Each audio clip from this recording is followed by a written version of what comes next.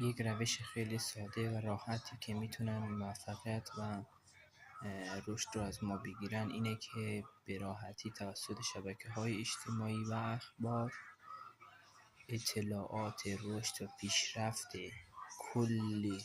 زمان رو تو یک مدت کوتاه به ما منتقل میکنن تا این احساس به وجود بیاد که